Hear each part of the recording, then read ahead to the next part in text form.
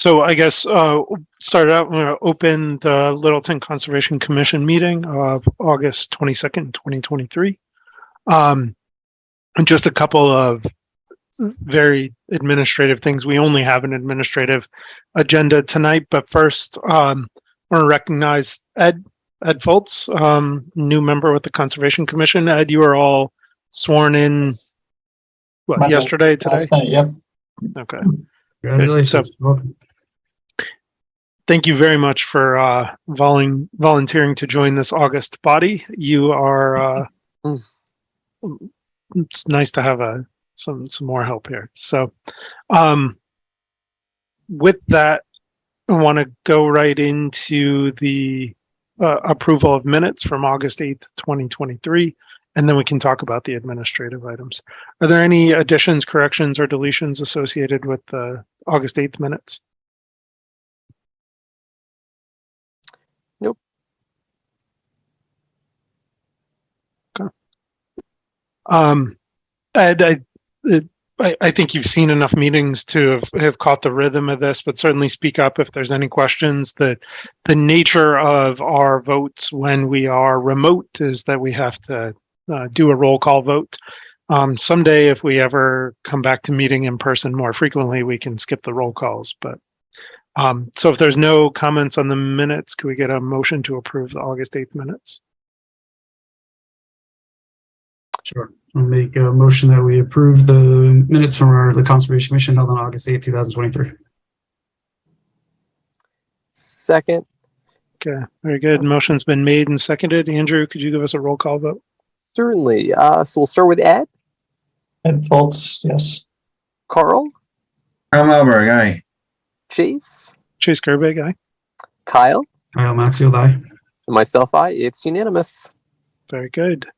Okay, Amy, do you want to jump in and sort of give us the rundown of the administrative items, and then we can start to go through those since we don't have any applications in front of us tonight.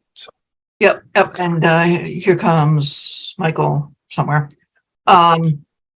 So got the Webster Land update, and the rest of the stuff. The webpage review is pretty straightforward, as is the management plan. We got the Lakeshore compliance guidance if we want to move ahead with that, and some trees. I guess there'll be no orchard update because Sarah's not here. Yeah, I imagined we would end up tabling that tonight. Anyway, yeah. Hang on a second. Let me. And I've got nothing else to add. I don't know if anybody else does. Anyone else have anything to add to the administrative discussion tonight? I had a couple quick questions on a couple ongoing projects. Okay. At the end. I also wanted to talk just for a moment about the tree policy.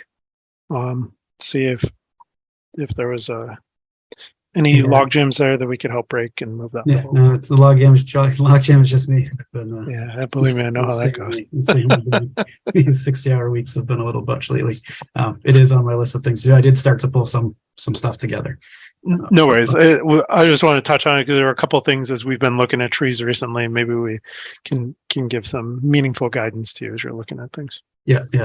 Hopefully, I want to say by the next meeting, probably later in September. Hopefully I can get something in front of you. The no worries. holiday weekend coming up, but okay. I think that any other additions to the administrative agenda? I do agree with the tree stuff. I had reached out, just so you know, I reached out to Matt Cahill as well about kind of ongoing stuff and concerns of projects that are being put in front of us that we may not see again. Okay. So, he's aware that it's. I mean, obviously he is aware it's a concern in the town anyway. I'm just trying to keep him in the loop of what we're seeing in front of us as well. Good. Amy, the Webster Land updates. Was anyone able to join us, or is that just going to be a discussion amongst ourselves? No, I think it's just going to be a discussion. So what? Yeah, I haven't heard back from a while. This started out as just an update, and it's kind of over the last several days migrated a bit. So you're all up to date. The grant application did not get submitted back in June or July, whenever that was. Because when the appraisal came in at, I think, 630,000 or 635, Law Webster, objected to it. So it didn't get submitted and things kind of went quiet for a little bit. And then, I reached back out to Lyle at the behest of Ryan Ferreira, just to see if, how Lyle wanted to proceed, if he wanted to go get an appraisal, a second appraisal, which would have to be done on the town's behest, or how he wanted to proceed. And he basically responded through, I think, Gary Wilson, actually, that what he would like to do is go and get an offer on the property from a developer and use that price. So I was kind of hoping either Gary or Ryan would be here. I believe the question that the select board has of the Conservation Commission is basically, how much do you want the property? And would you be willing to figure out some way of potentially paying more than the appraised price that came in? Are we allowed to pay more than the appraised value, and can we use a developer's? Like, that doesn't seem to make sense. I don't think we can pay more than the appraised value. I am not sure about that. Andrew might be able to speak a little bit to what CPC can or cannot do. I know that if we're going after a grant, there has to be either the yellow book or blue book, whatever it is, appraisal, to go after the grant. I'm not sure if expending town, general budget funds or conservation funds or anything else, if it has to be an appraisal, if you can go over the appraised price. Carl, I'm going to give you my lay understanding here and understand that it could be completely reversed with more expert opinion, but it aligns with what Amy said, that the town can pay whatever they want to pay for it. It's typically benchmarked to an appraisal price because we're looking for third-party support. Those third parties won't pay more for it. But my understanding is, if we were to look at it and say the appraised price captures a certain type of value but does not capture the totality of the value, we as a town, if we were to choose, could go forward with it. Okay, that's different than how the feds conduct business for the appraisals. So I will say, Amy, I spoke with Gary Wilson today, and essentially, yeah, you captured it perfectly. They're looking for some guidance from Concom, and really the impetus here would be to put or not put the acquisition of this land on the fall town meeting warrant.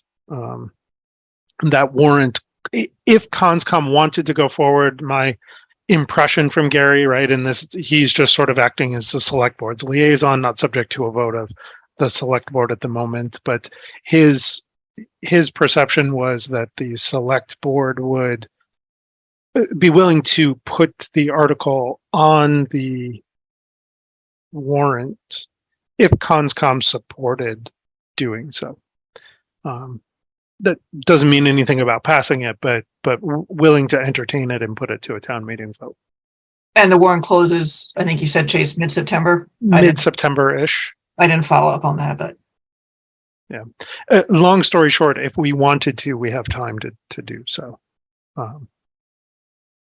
Isn't the real question not the price, but and I'm not sure where this property is, but do we absolutely want/need to get that property? That would be the first. If the answer to that is yes, then you adjust the question to, okay, well, at what price? Ooh, Chase is ready. Yeah, I was ready. I realized Ed might not have some background, so I was pulling this up. So Ed, let me answer the first, which is really easy to answer. So this is where the property is located, off of Bulkley Road, sort of the big lot of land around Crane and Bulkley. You can see, let's see. Oh, I'm gonna fail at this. Never mind. I'm not even gonna That's try and okay. embarrass myself there. Did you want Um, a real photograph or you? Yeah, I was. If you trying go to- in the top right, there's those 4 white squares. The third one in, yeah, that one. Click on that, click on local, or click on imagery, that's fine too. There we go. I'll turn this off, Ed, so you can see it. But So how does that fit in with our greenway belt that we've been trying to establish over the years? Yeah, the railroad track bisects this, right? So that's, Yeah, this is a little bit of an unusual property. It's in the, where are we, the southern portion of town where there really isn't much public open space. There are some preserved spaces off to the right. That big wetland, that's actually Fish and Wildlife or Fish and Game over there, but no access to it. So it would be an area in that corner of town that would actually have trails in it, which they don't have right now. And it's near the T station, for better or worse. And it's in an area that the planning board is, I'll be careful of my words, working on a project to put in tons of housing. potentially, right? Way, I say way, right? Up in this area as opposed Yeah. to down here. Sure.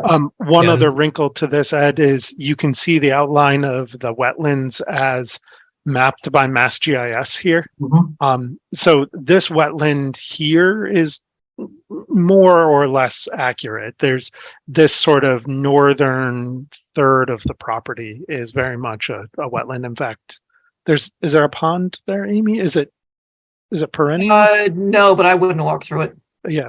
It's real- What's inaccurate in Mass DEP's mapping of this is it shows a little like a couple of pocket wetlands, and that's not an accurate reflection. There's actually pretty substantial wetlands throughout here, such that the development potential is heavily constrained by the wetland presence. That was where I was going next, is if the development isn't really can't be aggressive, I guess is maybe, like, I forget how you just put it, but challenged. There probably won't be a developer looking to get it potentially, but does that also then constrain how much we would want to pay? Because if it's already very, very wet, which it looks like it may well be, then the chances of being developed would be lessened. And the appraisal that the Littleton Conservation Trust funded looked at the development potential, and the 600 and change appraisal is driven almost entirely by that valuation is driven almost entirely by the development potential, and that appraisal was based on how many units multifamily? Was it 40? 40? Yeah, 40? something like that. Something in there, yeah. If fit 40 units in there. Yeah, and it would be essentially an apartment building tucked back here.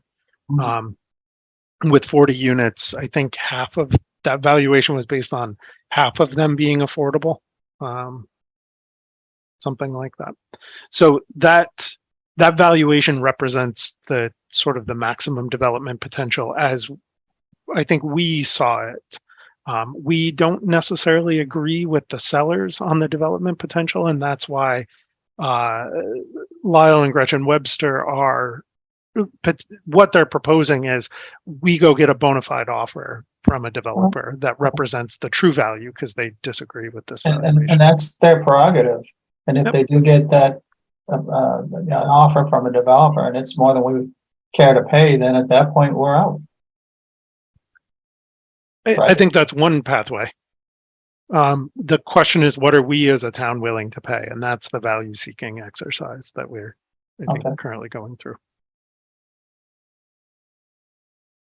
I think I made it pretty clear. I'm in favor of protecting space, but at the same time, I hate apartment buildings, so I would be inclined to buy it, but not for twice its reasonable value or whatever it ends up being. Yeah, I mean, we're making a lot of assumptions that a developer is going to come back and Yeah, say because- they're going to pay $900,000 or $1 million for this, right? Like, I mean, Right, in that exactly. case, if they come back and they'd go through the same process that our appraiser did and said, "Oh, we can only put this into it," then yeah, they might not be willing to go that much higher than what we have here.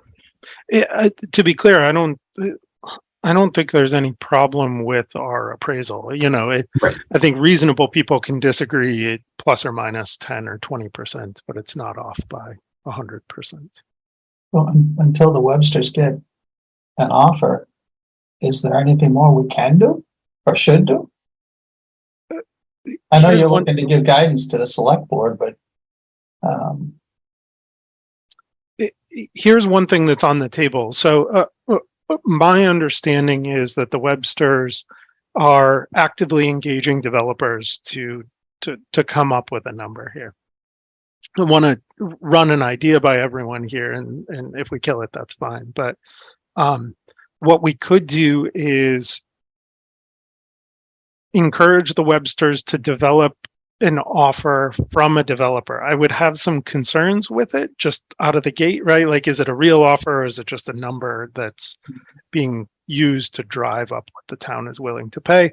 That's certainly a challenge to that. But we ask them to engage their developer that they're looking at and come up with a bona fide offer. And then, frankly, we could bring this to town meeting and say, listen, we have an opportunity to buy this. It's been an expressed intent of the town to conserve open space. And we can make it very clear the appraisal is 600 and change. The developer is willing to pay whatever the developer is willing to pay, $1 million. Just use that as a round number. And we can simply ask town meeting, do you want to pay that or not? And if they don't, they don't, and that's fine. And if they do, then that's where we go. In order to do that, the Conservation Commission would have to sponsor the article and say, we think this is worth thinking about and bringing before town meeting. I think that's a very reasonable approach, Chase. I would say take the appraisal amount, increase it by some reasonably small but reasonable percentage, just because it seems, no one ever gets the appraisal. Sure. And take it to town meeting and place the offer to the Websters and say, this is what we're prepared to pay. If you say absolutely no, then we won't even bother taking a town meeting. If you're comfortable with that, then we'll proceed to see if it can be approved by the town. And if they want to come back and say, no, we have a builder, and it's, if we're offering 750 and they come in at 1.2, then we say, well, we're sad that it's happening, but take the offer. But my concern with that, Ed, is that in some ways looks a lot like places where the town has had missteps in the past. Now, these were formal rights of first refusal. This one isn't strictly that, but the town made the choice not to make offers on large pieces of property rather than engaging town meeting. And even though this is all public and, we're being very forthright with this, my fear is that people will not understand what's going on until it's before town meeting, or frankly, until a developer is developing this property. And then they'll come back to us and say, hey, why didn't we buy this for $1 million? We would have paid $1 million for it.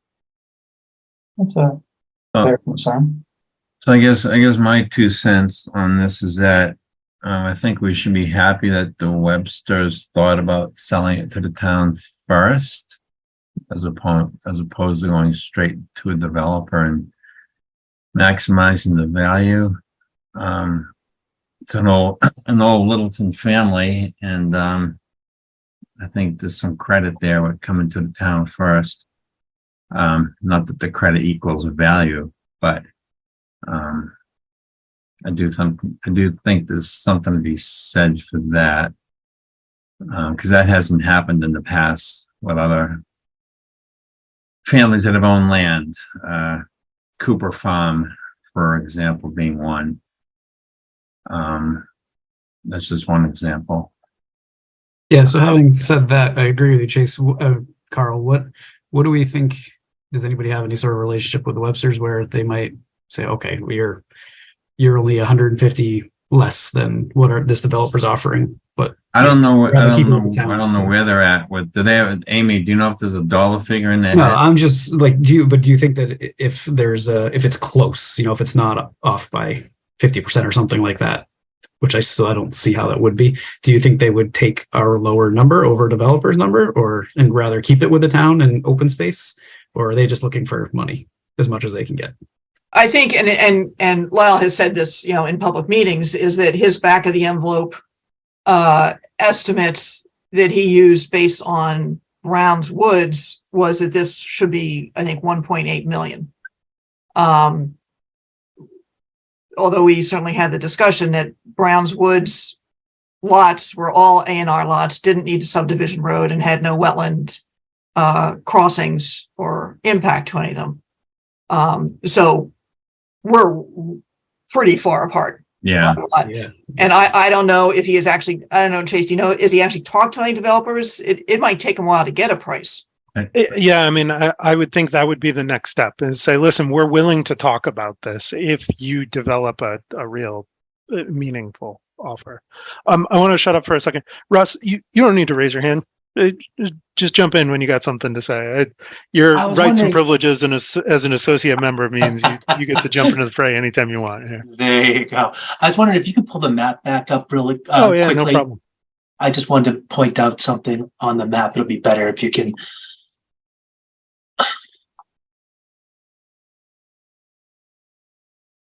Thank you, sir. So you were saying that in the bottom left-hand corner, that's where potentially a 40-unit building could go. That was the, let me phrase this very carefully. That was the basis of the appraisal. Yes. Got it. Okay. One of the things that I did want to mention is that in lot 34, that is sanctuary medicinal. And as much as they're a good neighbor and everything else, they do vent.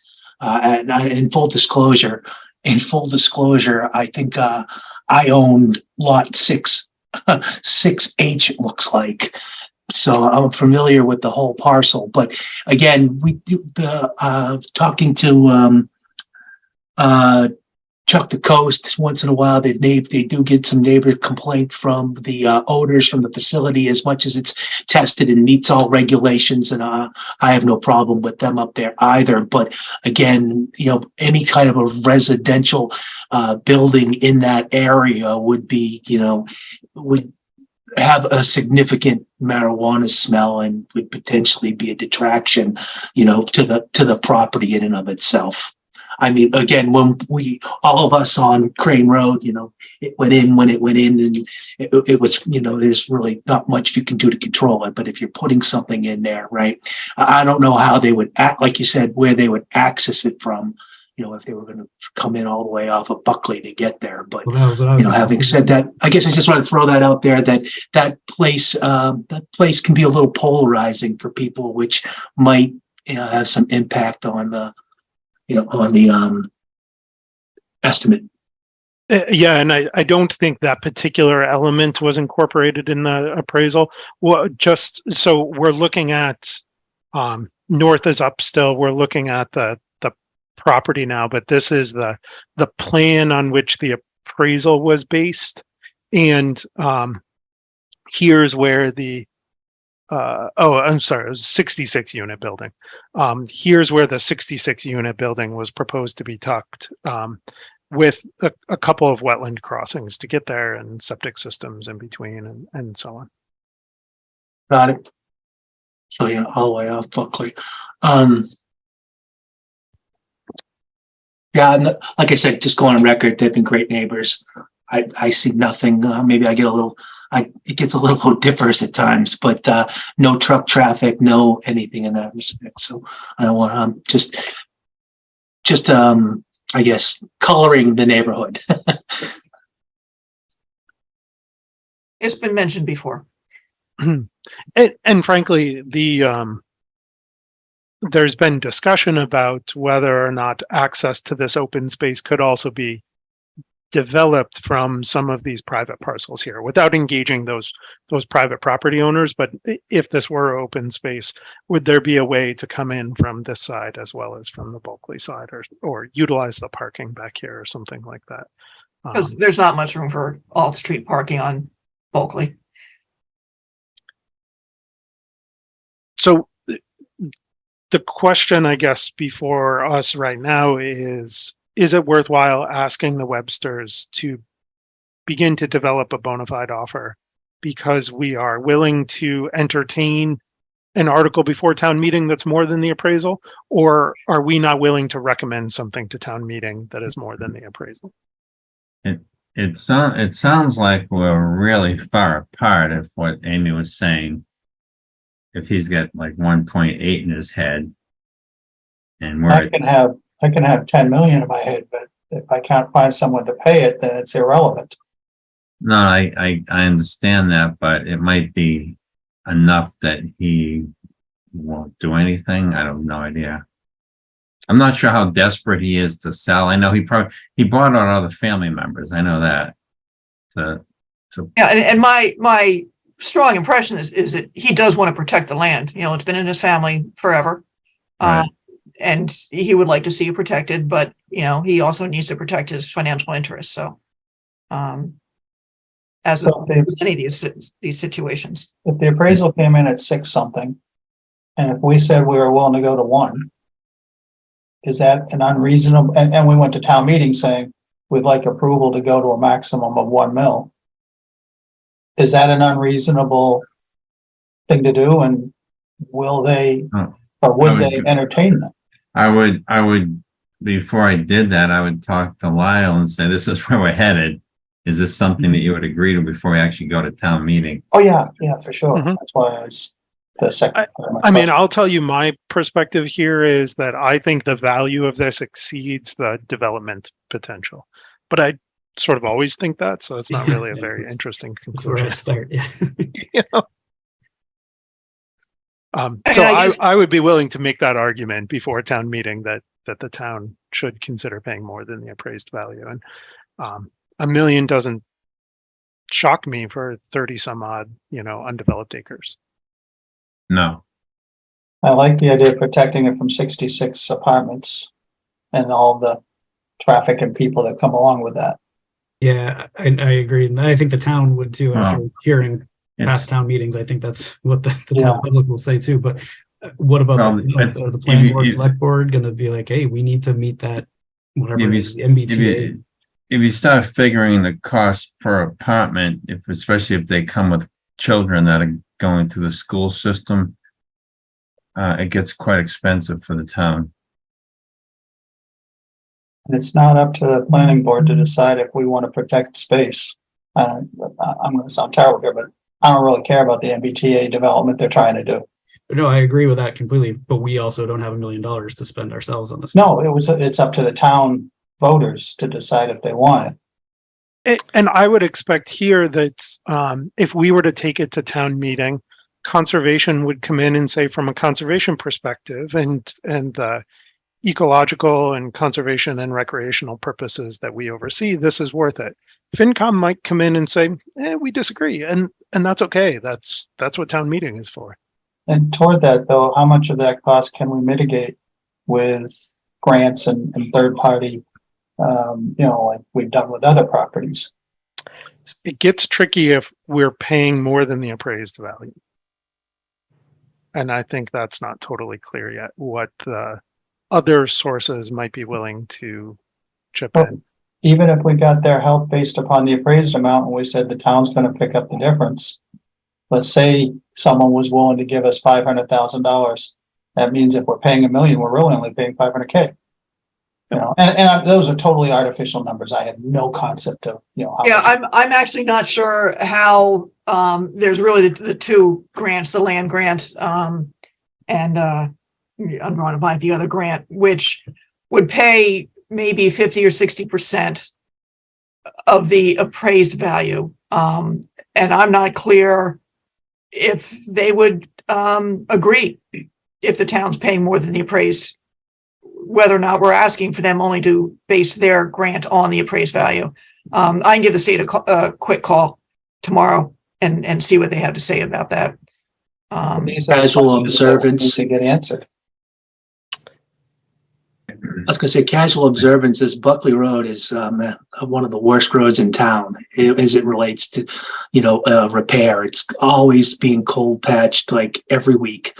And an additional, you got to figure if there's 66 units, you're talking about, another, probably 150 cars that are going to be on that road on an everyday basis.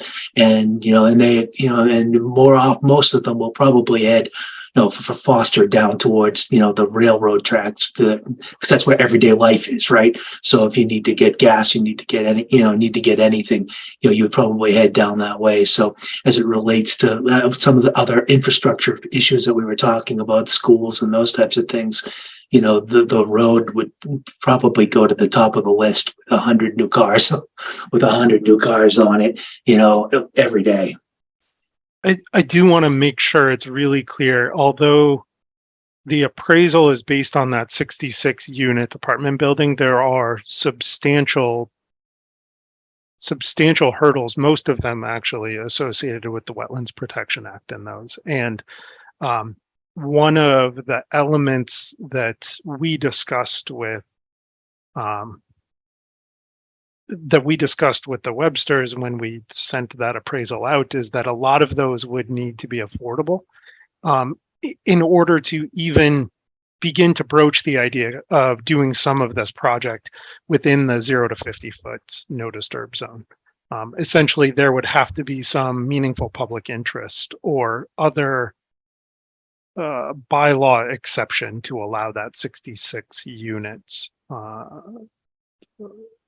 multifamily to go in.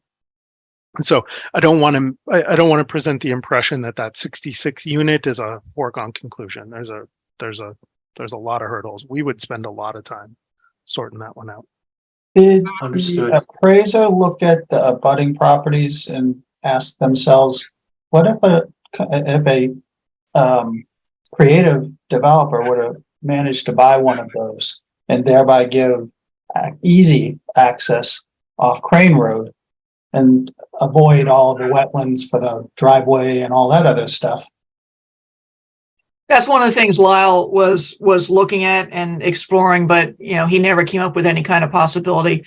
I think that gets into the uncertainty area with the appraisal. So they had to assume going with the access that they have rather than trying to buy a property, demolish a house, get access in that way. There That is would be certainly good. the possibility, right? If you could be the master of the universe and take 6-0, buy that. If you own 6-0 and you're listening right now, I'm not proposing buying and demolishing your house. But if you could do that, right, there is a way to access back here that has Right. many fewer hurdles to it.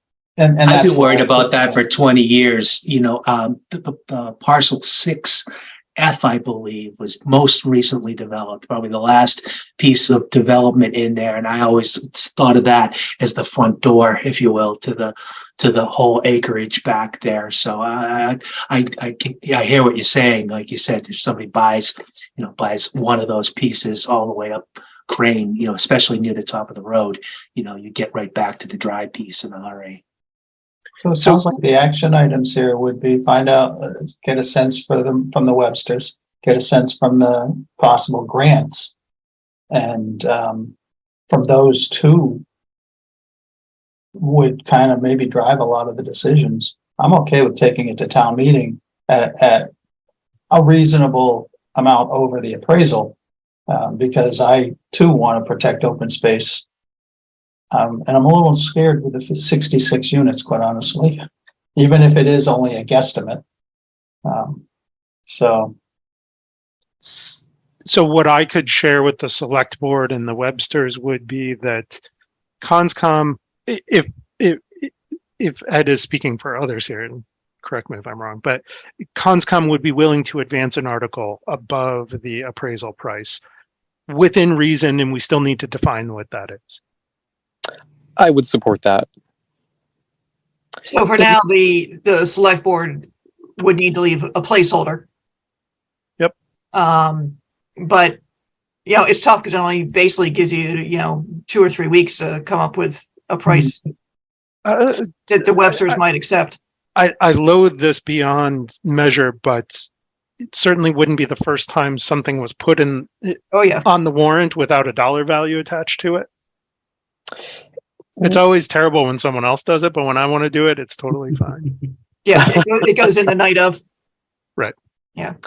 So the other alternative to grants, I think we had mentioned briefly earlier, would be CPA funding, which I would imagine that we'd perhaps put a little bit of the total costs down and bond out the rest towards future CPA revenues for open space. But that would certainly mean that we'd have to get an application before the CPC fairly quickly too, so that could be approved simultaneously with this proposed article. So hopefully, I mean, if we can get the Websters to get a bona fide offer from a developer to compare what we're working with fairly soon, Amy and us, we could get something on with the select board and perhaps go from there and shoot from at least the CPA angle is a little more doable than grants. Grants are just, it's a long shot, but the way I would imagine we would bring this forward to town meeting is ask the town to approve the purchase price to be offset by any grants that we're able to acquire in the next 6 or 12 months associated with the project. Which is pretty generic, usual, typical language. And it's actually one that at least the land grant requires, is that the town shows that they are willing to pay for the whole thing if it comes to it. Whether we get the grant from them or not. And there's because other the town has to funding. pay for it, and it's a reimbursement grant, even if you win it. They're extremely competitive. And furthermore, I think there's also the opportunity to even talk to the private industries here and ask them if not having something developed in their backyard, so to speak, is worthwhile to them. And I wouldn't be opposed to talking to the Littleton Conservation Trust. And certainly the trust has been incredibly supportive of the appraisal. They paid for the appraisal, not the town. So I wouldn't anticipate a lot of money there, but a little bit can go a long way in terms of showing support for something. And I have spoken to 300 Foster, which is the bigger development there, with what looks like a huge lawn and a pond. And they're certainly willing to help us figure out maybe access for a trail across their property.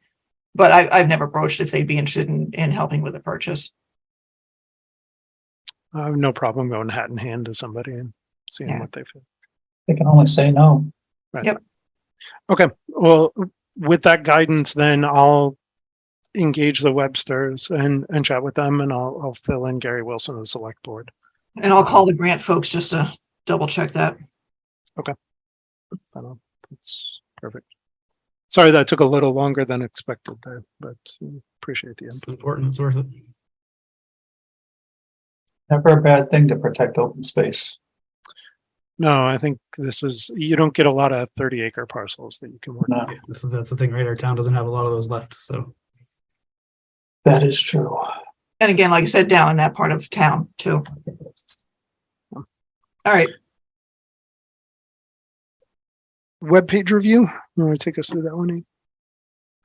Yeah, I don't know if anybody had any comments on that, because I was just going to go ahead and make the changes. It's what is live on there right now. Only the first paragraph or something would change, not all the stuff at the bottom about wetland delineation in the winter and everybody's names and all the links and stuff. None of that would change. It would just change the text, both to look more like what other boards and committees in town have written, as well as other towns. Our old language had a lot of kind of project specific information in there, which meant it get dated pretty quickly. So I was just going to screen that out.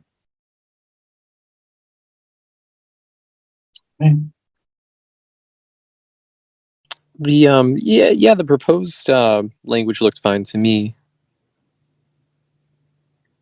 Okay, then I'll just go for it. Cloverdale? Cloverdale, Tim has been mapping the invasives out there like crazy, which is sort of our side of the grant that we got from SISMA for that. And I did also want to say he misspoke 2 weeks ago. My kind of wild guess on the cost of it isn't 2,500, it's 25,000 over 3 or 4 years. Based on what was going on over at Browns Woods, which was covered almost entirely by the grant. Actually, it was covered entirely by the grant. The first 2 years of it. And, you know, the first year is more expensive, and then it gets cheaper as you go along because there's less and less that needs treatment. So I just wanted to clear that up.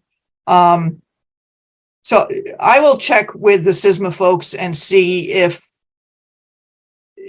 you guys are willing to make that kind of commitment, to see if we get a grant for the first year or two to help defray the costs. They certainly won't pay for the whole thing, but I'll check into that. We have some time there. But I also want to mention that we're having a weed warrior event there to go out and pull some, especially the buckthorn that's growing up there on September 9th. If anybody wants to go get their aggressions out on some weeds. How much of the invasive management there, Amy, has to be done with expensive means versus, treatments or specialized equipment versus just sheer manpower? It's in, well, I'll say the shape it is in the shape it's in because there has been resources thrown at it, especially for the buckthorn. It was mowed and treated maybe 9 or 10 years ago. I think it was before my time. But it's growing back since then. So I think a lot of that can probably, hopefully, be less kept in place by mowing or getting some volunteers out there to do some pulls. The Phragmites in particular, there's nothing you can do with chemicals. And there's a dozen or so patches out there. They're going to take over in no time. And I don't know if I was blind to it when I wrote the management plan a few years ago, but I noted one Phragmites patch, and now there's a dozen of them. So that stuff's going to love that situation and start overgrowing the whole area. So that's been my concern, and trying to get that under control before it takes over. Okay. I mean, if we don't spend money now, we're going to spend twice as much 5 years from now, and we're going to spend 10 times as much 10 years. Or from now, so. you just lose it. You just let it go.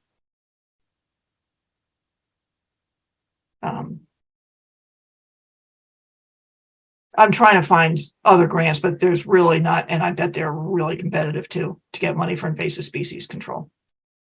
It's a tough one.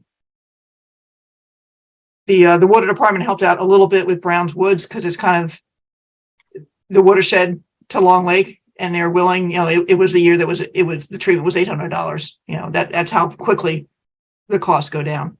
And I think this year might be the last year we need to do it out there. So when you say it could be $25,000 to do it, we're not talking about $25,000 sort of in perpetuity, but rather to bring it back under control. Right. That's spread over 3 or 4 years. And that's based on some slightly old numbers from Browns Woods, and these patches add up to a little bit more than Browns Woods did. So, I'm just giving you a real ballpark figure. I haven't asked for an actual estimate yet. Okay.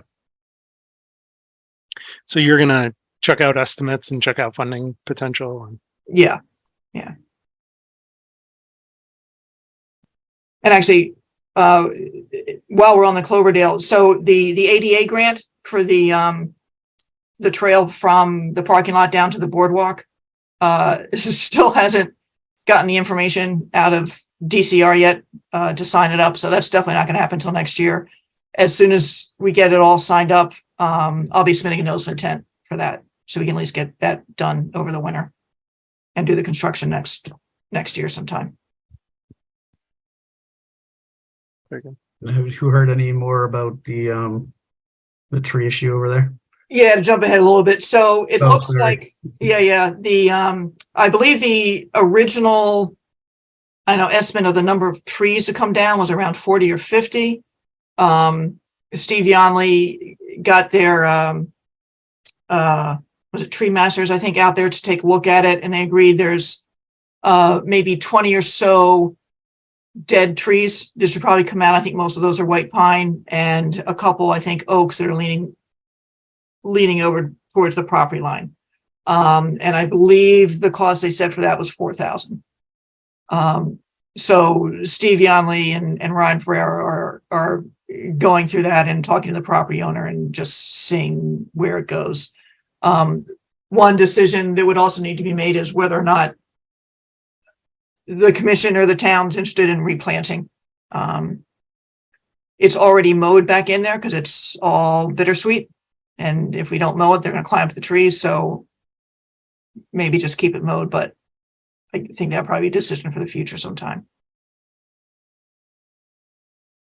And I don't know where the money for that will come from either. So What's the timeline on that? If we were to do it? no idea. This was being pushed by that abutter, right? Yes. Yep. Oh, So Steve's been talking to the abutter. So see where it goes.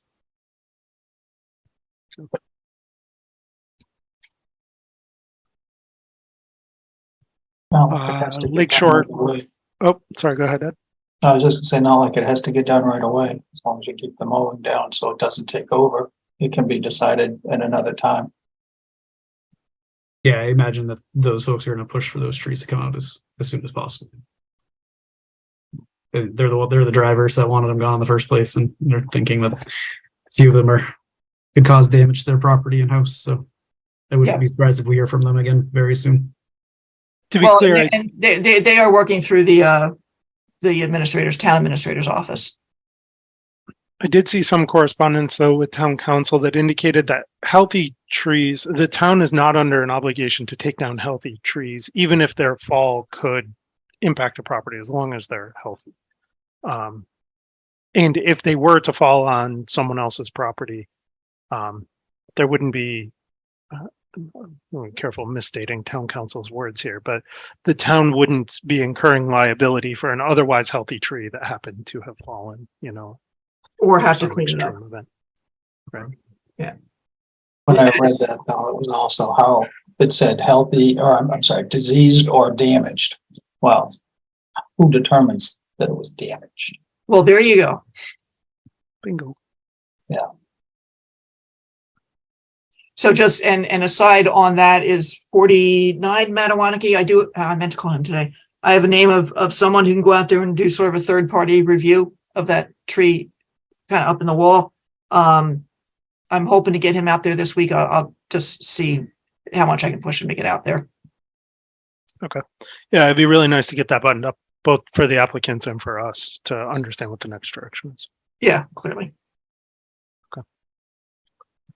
You want to swing back to the Lakeshore Compliance Guide? Sure. So kind of two things. I think you've had a chance to see the brochure I kind of ended up throwing together, which is a little bit generic.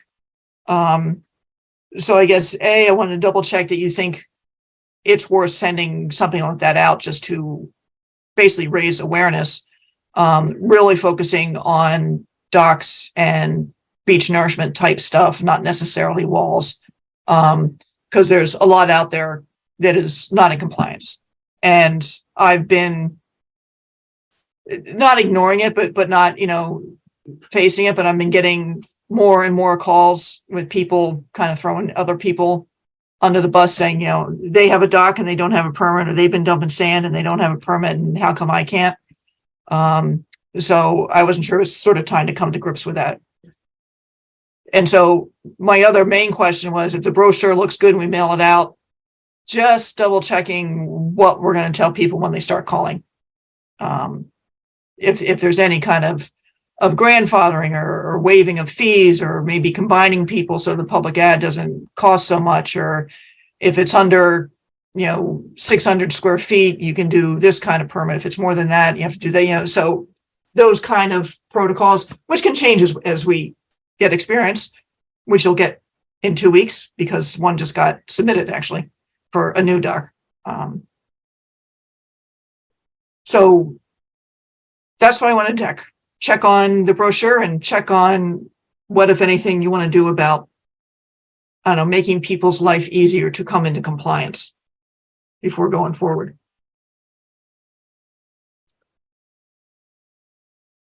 Did the town agree to waive the fees? Or is that Yes. up to us? Well, it would be up to you.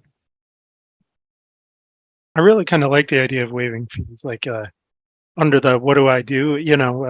Let's say we agree to waive fees for the remainder of applications filed until the end of the year, not indefinitely, but Yeah, and frankly, if it's an existing dock, again, that, maybe has been there for, I wouldn't want one that was probably just done, but, you can prove it's been there for 5 years.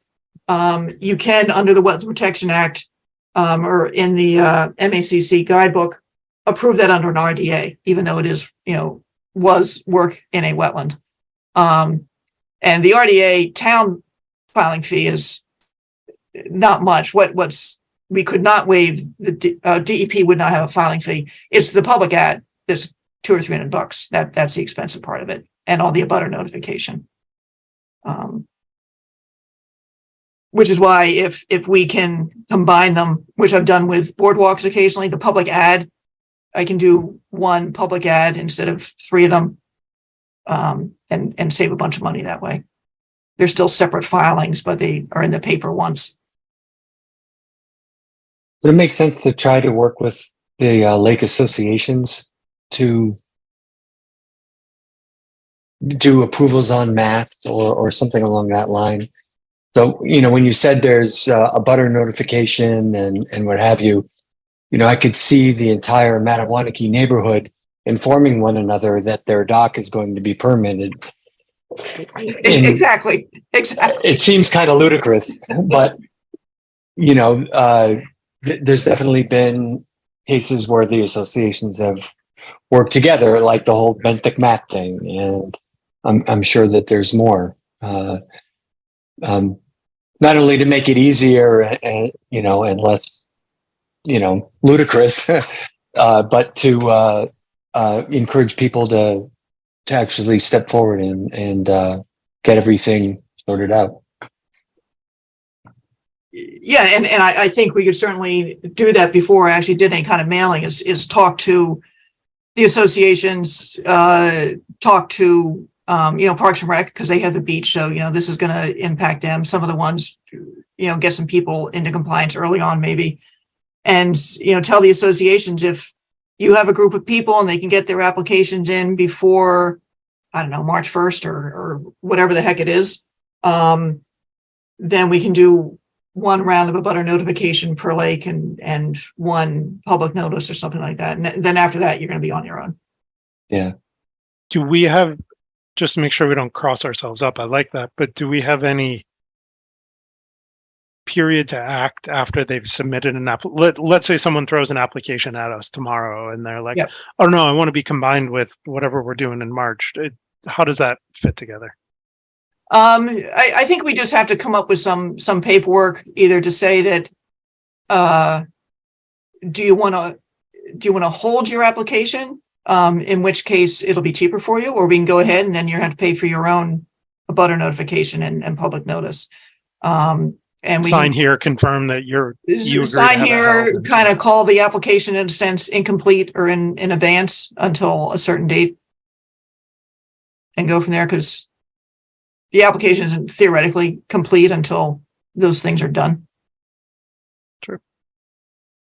Or the filing fee paid, and maybe we could collect the filing fee and say, you pay that on March 1st and we'll be able to do everything else. As long as we're not the ones that go around putting everything together, if they just want to wait until that date and the hope that there'll be additional ones that can be bundled, I wouldn't want us doing the coordinating, or anyone to do the coordination of, well, we've got one for just pick a Lake Long Lake, and we know that there's 6 others, so let's keep an eye out for those 6 and put them all together, and make sure that all the pieces are together, and we're not in the paper business. Yeah, I kind of have no intention of harassing people to file. We could do what Stowe did. They have their thing where basically they say, we're not giving you a permit for any other work on your property until you come into compliance with other things. That's sort of how they're handling it. And if. But if they're we- not pursuing enforcement orders. They're just saying, Exactly. okay. And that's for docks. It's not for beach nourishment, which I see a little differently. But if we did, say, let everybody know if you file by March 1st or whatever it is, I would just have a box, and as the stuff comes in, I'd keep track of it. And then, mid-April, I'd start pulling together and get the public paper out. Get the ad out.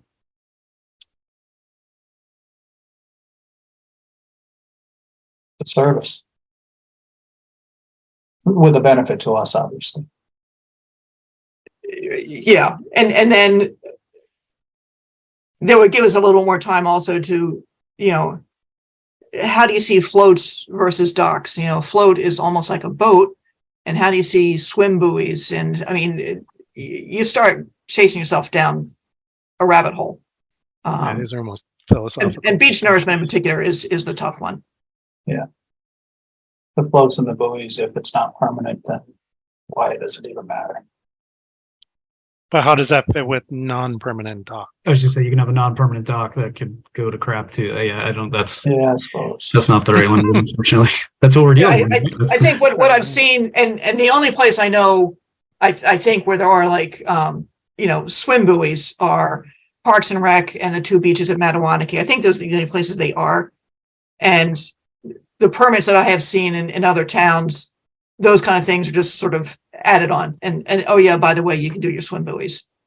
They don't, the Conservation Commission sees it as de minimis impact and no reason to worry about it. Come back and renew in 5 years. Actually, an RDA would be good kind of forever.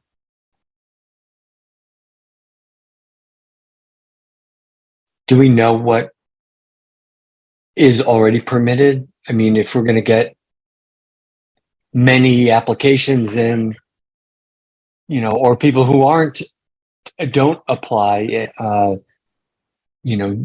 do we have to do the research every time a new request for works comes in, and we go and say, oh, there's a dock there. Do we need to? Yeah, which should be done anyway.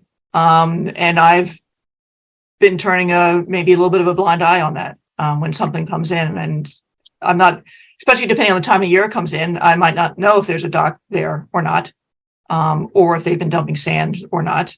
And it's usually people in the neighborhood that let me know if something's going on, because I can't see the water side of a lot of these places.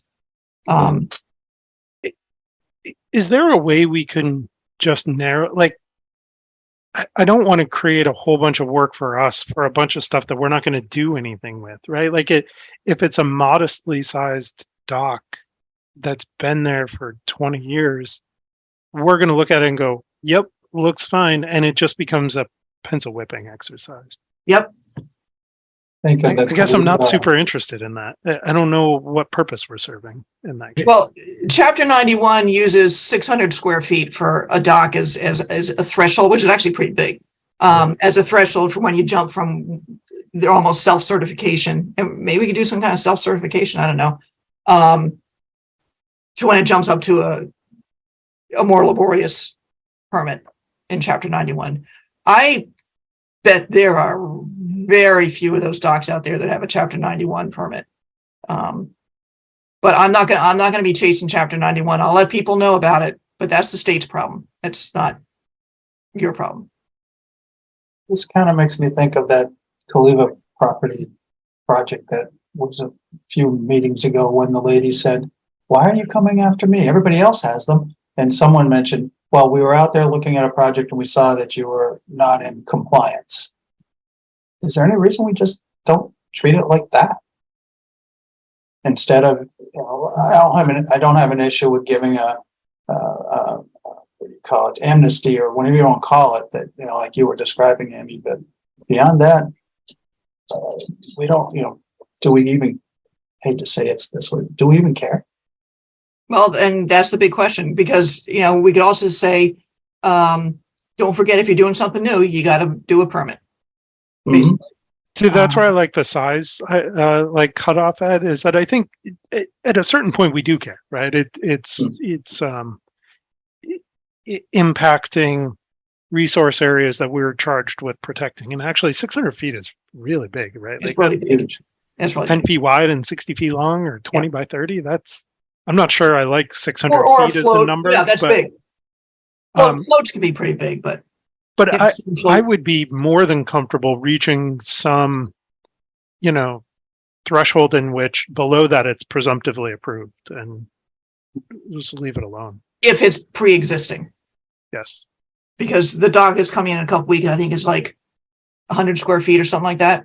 So it's going to need with other stuff also, but But isn't this the problem we've had with these pre-existing docks that we don't know about are now falling apart due to lack of maintenance and just causing substantial impacts to the waters? That's a good point too, right? Yeah. When it's We had one, fully intact, that's one thing.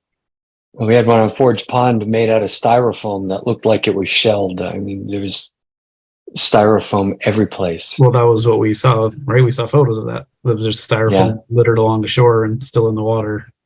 And Yeah, I think everywhere. there's issues with the owner not owning up to it or whatnot. That's my concern with the pre-existing ones, Chase, is that these things are as old as the houses were. I'm sure some of them are fine, and hopefully some of them have been upkept so that they have been usable and not deteriorated. But my In concern that particular case, though, wouldn't that come in violation of, protecting the wetlands and Yeah. all that other stuff, as opposed to just saying that it was grandfather, or, it was pre-approved, whatever you call it. But if we're told that it's out tough, of repair, especially something that is floating on the water. You don't technically regulate the water. You regulate the land under the water. I thought you're our harbor master now. There is no harbor master. know, We I thought it almost was had you. a harbor master and then they changed the regulations. So you almost have to be a police officer to be a harbor master now. Well, talk to Chief Bernard. Maybe he can send you to school for a couple months. No, well, maybe Tim wants to be the harbor master. I don't know. Not me. Thank you. No. Does it come with a boat? Well, I mean, that's really what I think it needs to happen. You and or Tim need to be able to get out on the water and see this stuff. No, thank I you. just, I don't, Doesn't the fire after department have going a to boat Cleveland, already? seeing some of these docks, they're not good. Yeah, I see where you're coming from there, Kyle, right? I'm envisioning intact, good condition dock, but that's not really that's not really Well, maybe it could be something like almost a minor project approval administratively, like I can do for the trees, which we can talk about. That if it's less than 200 square feet and more than 5 years old and in good condition, I can put a note in the file, basically. There was a pre-existing, something to get it on record so that if 5 years from then they come in for a new wall, retaining wall or something, they have some record of the property transfers. My biggest issue is when I get the call about someone building a dock or dumping sand. The only reason I would go out and pick on that person is because someone threw them under the bus, and the person next to him might be getting away with it. See, I agree with you on the dumping sand piece.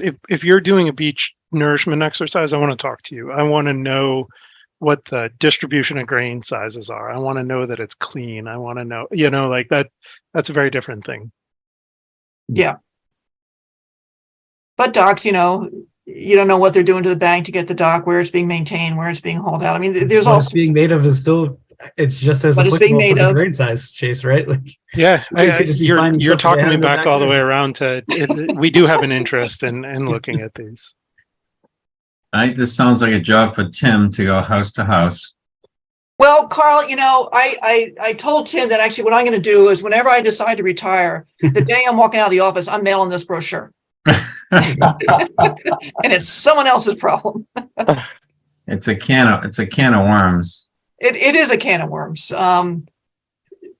because it's been left untouched for so long. That's part of it. Can I open another can and just ask about the streams and what have you that are feeding the lakes? The Chapter 91 definitely included them, but I didn't know if those are part of our purview or whether it's relevant for this. And one of it's I forget what the number Mattawanaki was they could put a dock sticking into Gilson Brook. Yeah. That would give them easy entry to Forge Pond. I, for chapter 91, I was only dealing with the great ponds. So that wouldn't include Doleful. I think that's the only one that is not well, there's probably two that aren't actually great pond. I wasn't going to get into the rivers stuff. I was looking at it more from our point of view rather than chapter 91's point of view, Okay. which is why I also, things like retaining walls and the rest of that stuff was sort of a kind of a separate issue. Gotcha. I'm hoping that most people get the idea that they're redoing their retaining wall or doing bank stabilization. They're probably going to need a permit for it. Maybe not, but Yeah, depends on who you ask, probably. yeah.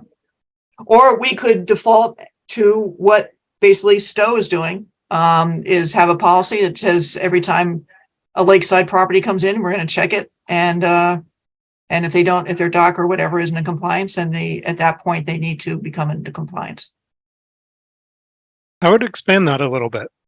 Like to Kyle and Ed's point about deteriorating docks, or we otherwise observe that there's a problem that needs to be addressed, then we want you to come into compliance.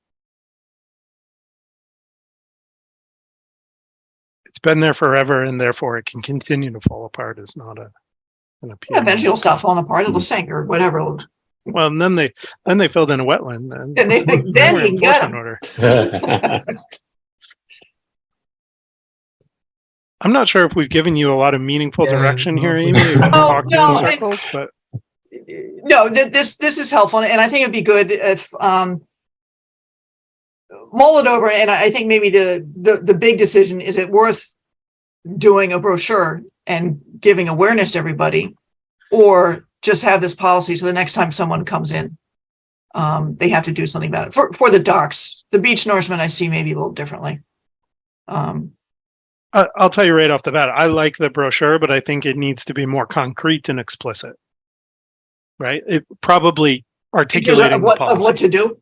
Yeah, articulating the policy. Yeah, absolutely. That's why I had that little lead item, what to do besides call the Conservation Commission. It says It can be one sentence, but that's like a really important sentence. Yeah.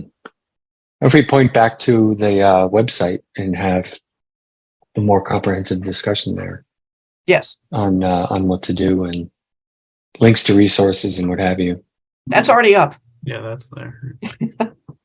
And you're not retiring anytime soon, I hope. No, Nope, I'm not letting her.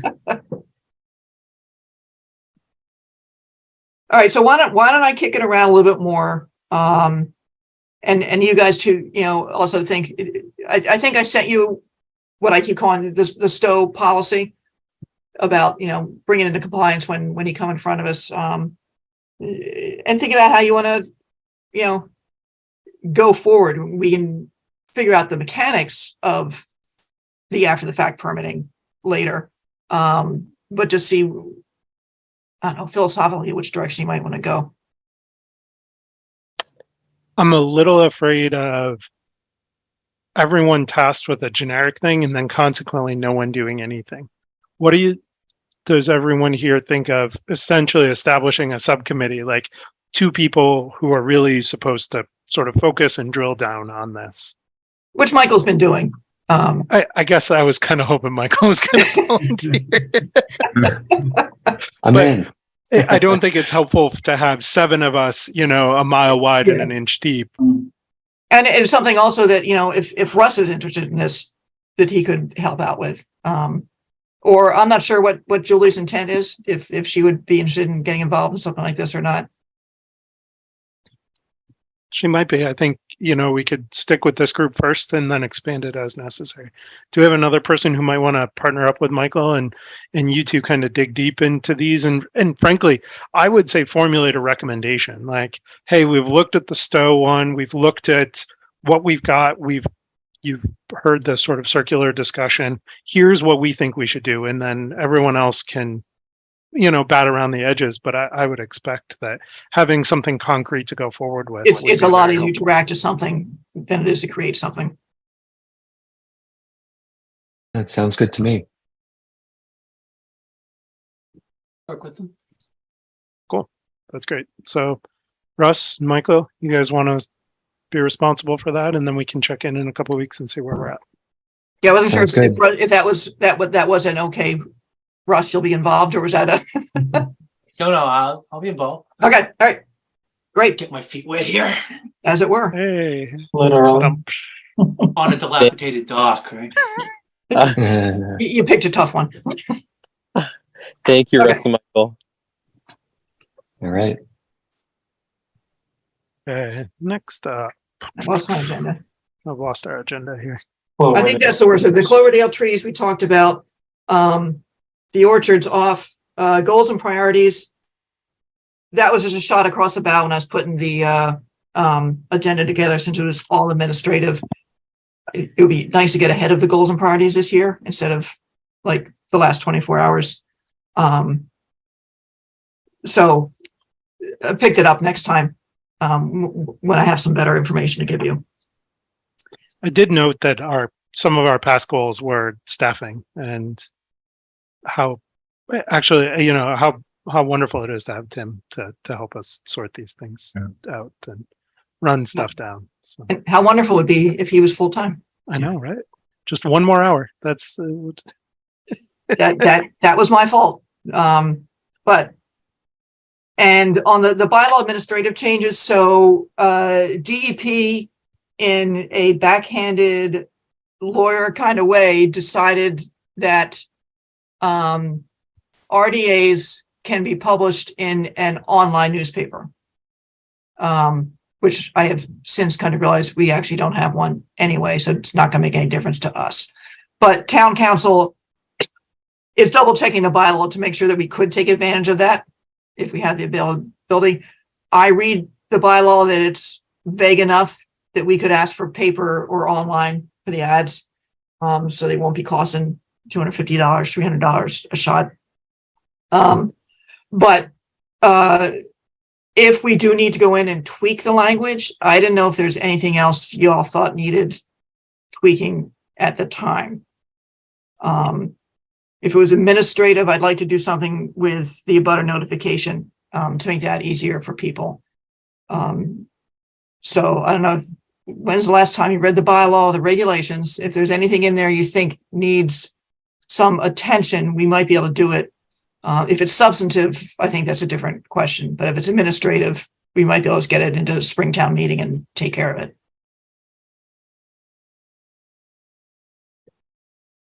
so our homework is to look through it and That was formulate more of a general homework opinion. assignment. Yeah. Okay. Oh, and I'm sorry, circling back on the trees, town council, you probably saw that in the email, did say that they're wanting to come in and talk to the commission about trees kind of in general. So maybe when we get a little further with the tree policy piece of it, it might be worth considering. Okay. Yeah, that could be helpful. I would also note, circling back to the RDA thing, there was a line in that email about some proposed laws that are up in front of the legislature to allow applicants to use non-paper posting sources. Yeah. And the specific ask there was to have conservation commissioners engage their senator and representative to support that. So take a look at that email and think about whether or not this is something you do support. But I'm going to tell you, I don't understand why we make people spend a few $100s to post something in the Lowell Sun. I could not agree more. So, and if we decide not to do it, it's like, I mean, it's not like the town makes any money on this. We raise our fees by $200 and no one would know the difference. right, and the newspapers aren't going to get any worse for the lack of ad revenue. So, Now they might be using a lot of that revenue. I imagine they are. well, I guess my point is they're not going to cover Littleton less because they're getting less revenue from Littleton. Yes. Well, yeah, that's fair enough. Can they cover us any less? Exactly. Acton, I just found this out. Acton uses Action Unlimited for their public notices. I was Oh, like, really? which Yeah. isn't exactly any whole lot better than Lowell Sun, but, I can't believe it's not cheaper though. yeah, I would Yeah. assume it is. I think Westford Littleton is a joint thing for the Action Unlimited for us. But anyway, I'll report back if anything comes of any of that stuff. Okay.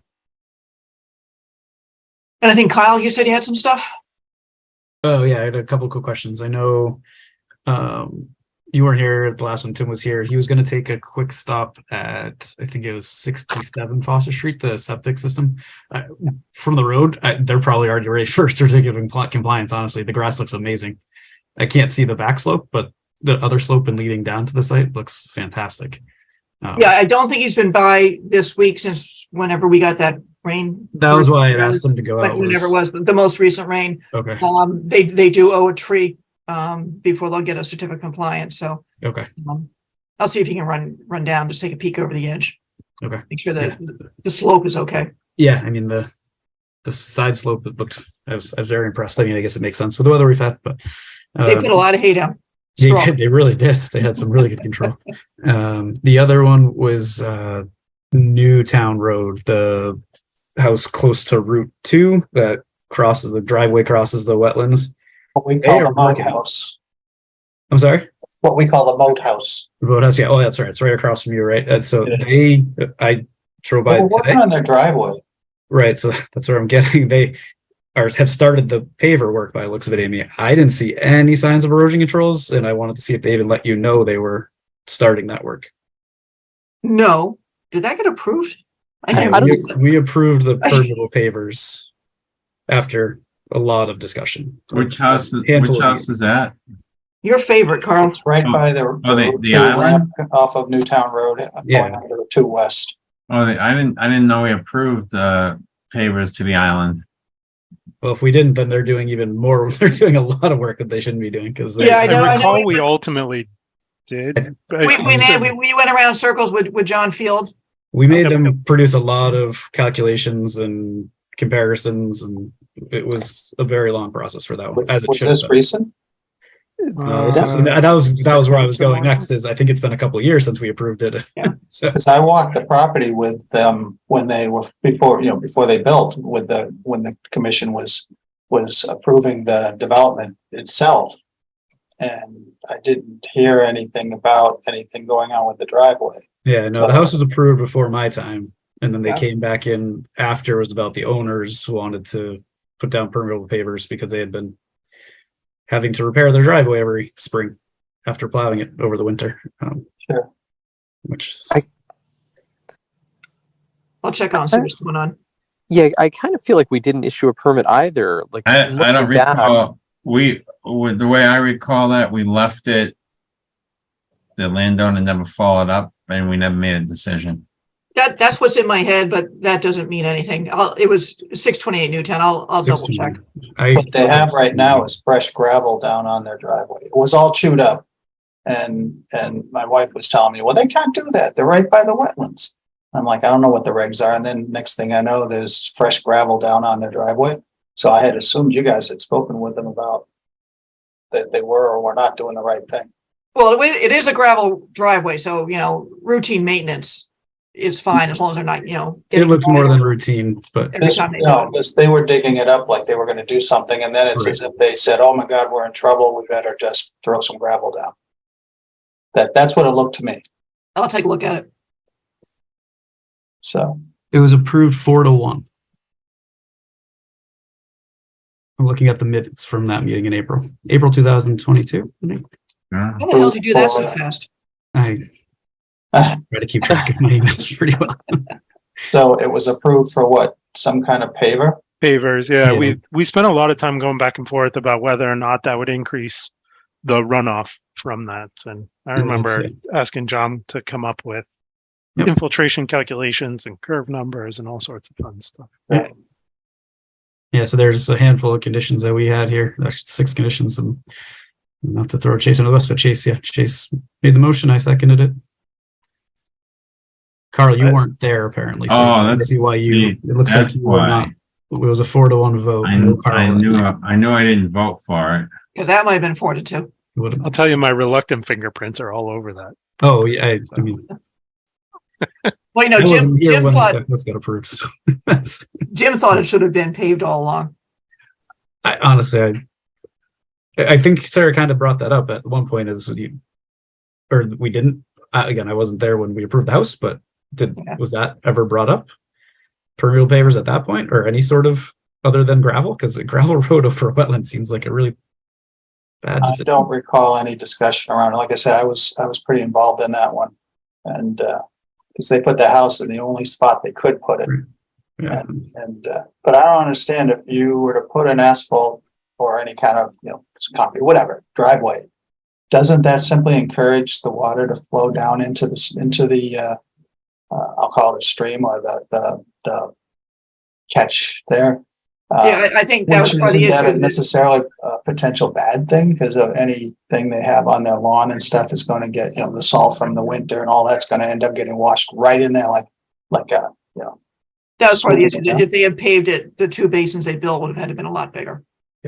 And I think that was ultimately the basis by which we reached the conclusion that the permeable pavers, if they would be comparably pervious to the gravel, was probably a better outcome, Mhm. right? Less material washing off, equal Sure. infiltration.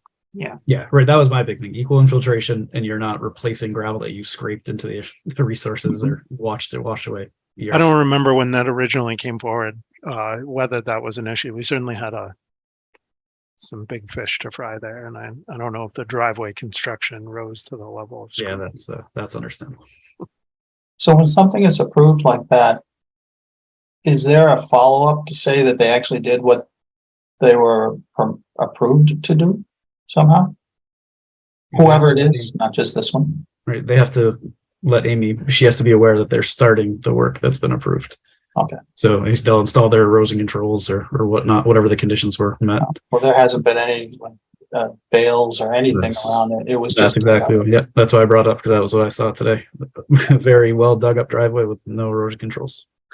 One thing that might be helpful, Amy, if you can send Ed like our standard conditions, that you sort of look through every time we're writing it. Yeah. Orders of conditions. So Ed, there's sort of a standard menu that we Okay. work off of. We can always add or subtract to that. In fact, I think Amy adds and subtracts probably almost every application in some way. Sure. Not Thanks. all Not without your Sure. approval, I don't. true, but you're pretty good at reading our minds too. Sometimes. What did you just do? I wanted to bring up one other thing related to projects. I would like to ask the enforcement order around, the two enforcement orders around Foss Place to come in 2 weeks and okay, I think we've been more than patient with an enforcement order. Let's move this forward. Yeah, so. Or at a in minimum, particular, understand what the trajectory is. This if it's not was, gonna immediately. the developer went in and cut down a whole mess of trees on essentially two lots, in the buffer zone. Actually, one probably was not just barely in the buffer zone.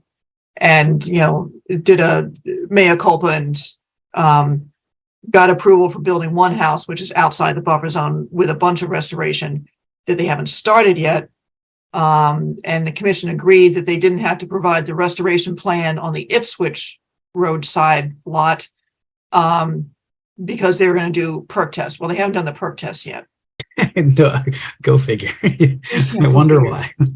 So I actually drove up the other day. There's a pile of gravel, probably where it shouldn't be, but I'm not too concerned about that. But I did run into the Gallagher's. I think that was probably just this morning. And reminded him he's got to get the one restoration area done this fall, and the other one, I would assume the commission's not going to want to wait for the restoration to happen next year. So No, I think we were willing to be patient to align it with the restoration with their other work. But if the other work isn't proceeding, then Yeah. let's move forward with the restoration. right, Happy to hear otherwise from them in 2 weeks, but I'd like to have a conversation with them about Yeah. it. It's not surprising they haven't started building and all that with the interest rates and so forth where they are, that demand is down. Well, they're not sure they can get septic on that second lot. It'll be a tough lot. And then that's not stopping them from developing. He has the other property over there that he's trying to do the NRED for. So yeah, 95 Taylor, yeah. yeah, that's not the bank. No, the numbers aren't stopping them right now. But to your point, Ed, that's not an insignificant consideration, right? While things are actively moving, we might have a little bit of latitude, but as they start to stall, turns out our restoration tends to stall simultaneously. And even worse, they don't own the property. It's only under agreement. Great. Yeah. Okay. Hey, Amy, I know we bypassed the Nagog Orchard discussion, but this one, my clarification is at one time, I think Kyle was going to represent the commission, and then Sarah has always represented who is our official representative? Sarah represents us. I filled in for Sarah over the last summer while she was gone. And they had one meeting while she was gone. So I think Sarah's been actively leading that charge.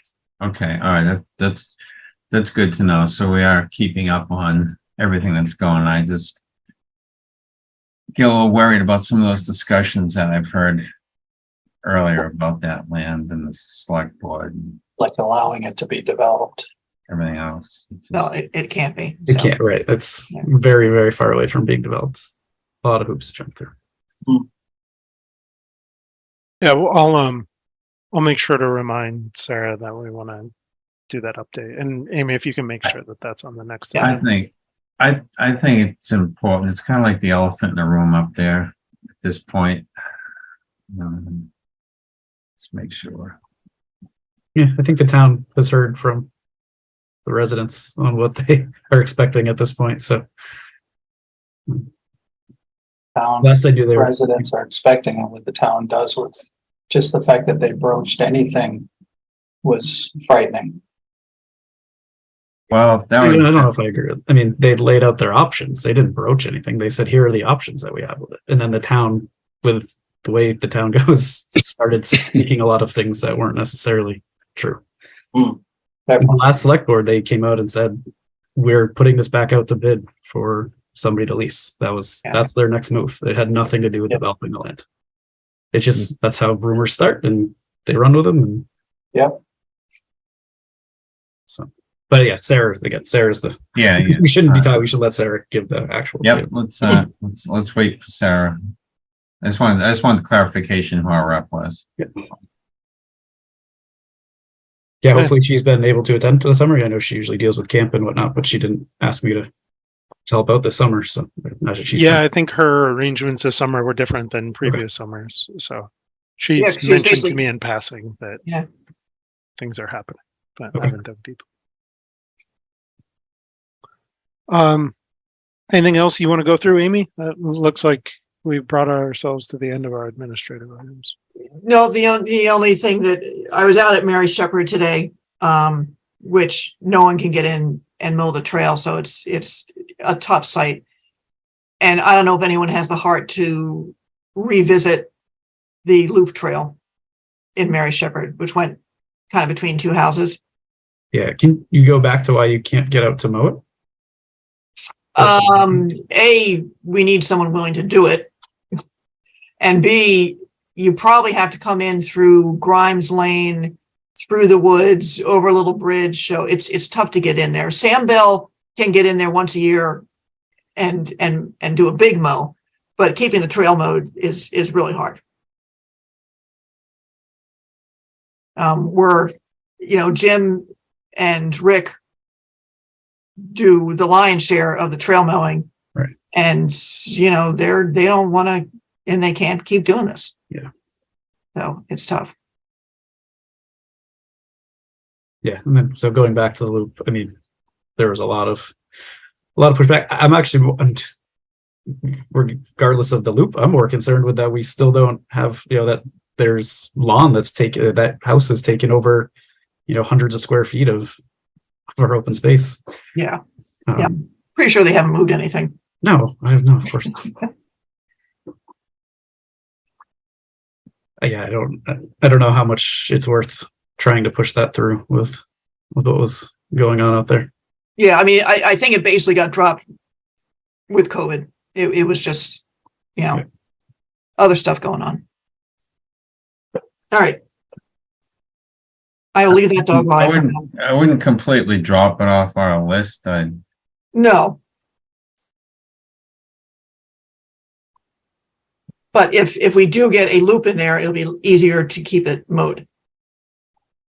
Also.